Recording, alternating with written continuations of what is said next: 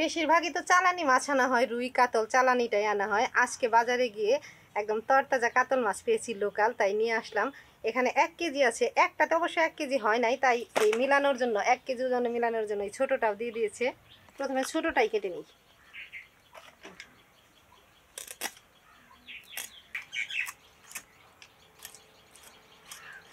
Piece করবা না, আগে এই বুড়িটা বের করে ধুয়ে নেব, তারপর কাটবো।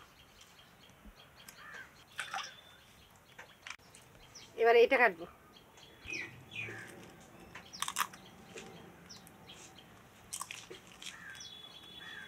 ছাই এনে দেবো?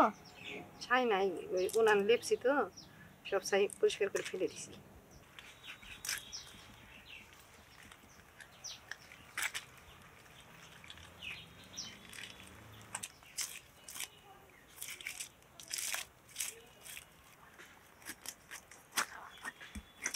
একটু পেটি গাদা বের করবো। কাতল মাছ তো দেখতে বড় হলেও কি হবে, মাথাতেই সব কিছু চলে যায়।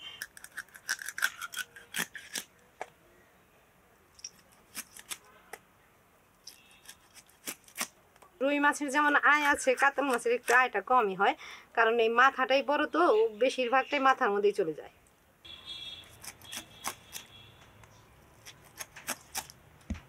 লেজাটা ছোটই হয়ে গেল।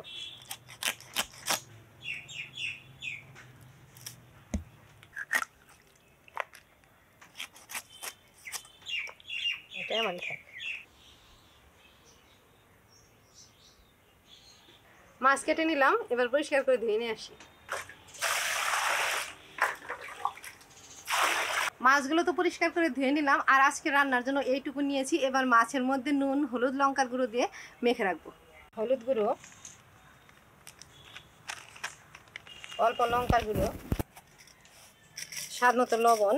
যেহেতু মাছগুলো আজকে গামলার মধ্যে নিয়েছি, হাত দিয়ে না মাখলেও চলবে, এই যে এইভাবে ঢাকিয়ে নেব, তাই সব মাছের মধ্যে নুন, হলুদ সব কিছু মিশে যাবে। ঢাকা দিয়ে রেখে উনুন ধরিয়ে দেবো। উনুন ধরিয়ে নিয়েছি, এবার কড়াইটা বসিয়ে দেবো।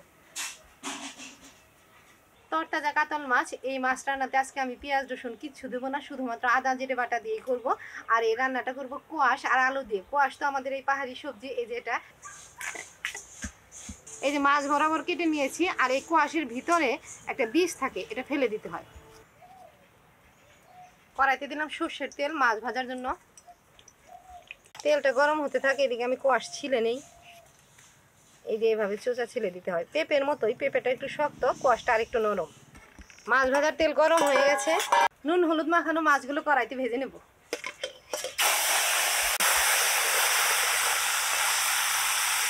প্রথম কড়াইয়ের মাছ ভাজা হয়ে গেছে, একদম কড়া করে না ভেজে এই যে এমন করে ভাজলাম।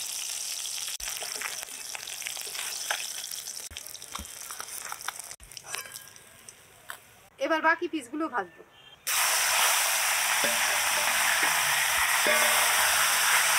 এখানে কোয়াশ আলু ছিলে নিয়েছি, 1.5টার মতো কোয়াশ নিয়েছি, যে অর্ধেকটা রেখে দিলাম। এবার কেটে নেব।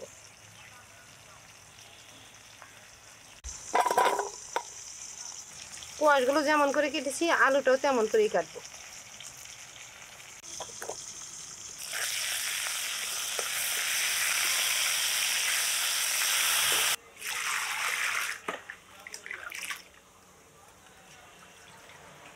সবগুলোই মাছ ভাজা হয়ে গেছে।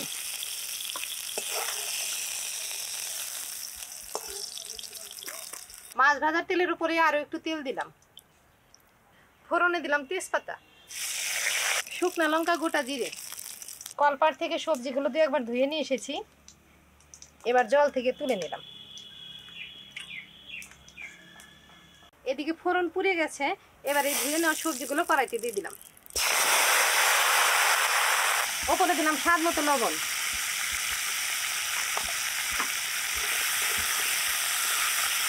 নেড়ে চেড়ে একটু ঢাকা দিয়ে দিলাম। অন্যান্য দিন যে রান্না করি, তেলের উপরে সাধারণত মশলাগুলো আগে কষিয়ে নিই, কিন্তু আজকে তা না করে সবজিগুলো দিয়েছি। প্রথমে সবজিগুলো হালকাভাবে ভাজা ভাজা করে অল্প ভাপিয়ে নেব, তারপরে মশলা দেব। এখানে আছে আদা, কাঁচা লঙ্কা বাটা, আর এদিকে সবজিগুলো ভাজা ভাজা হয়ে গেছে। এবার সবজির উপরে এটা দিব।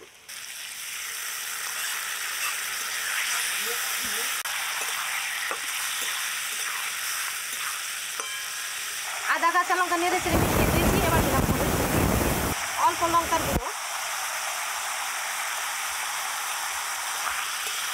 এগুলো ভালোভাবে নেড়ে চেড়ে মিশিয়ে দিচ্ছি। মশলার সাথে সবজিগুলো কষানোর জন্য অল্প পরিমাণে জলও দিলাম।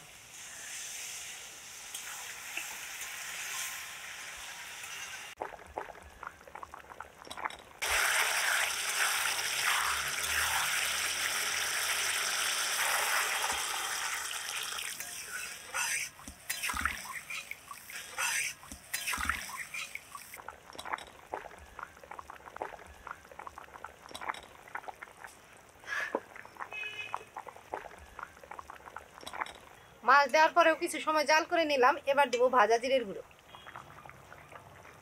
জিরে ভেজে গুঁড়ো করে রেখেছি, এটাই দিয়ে দিলাম। রান্না হয়ে গেছে, এবার গামলাতে ঢেলে দেবো।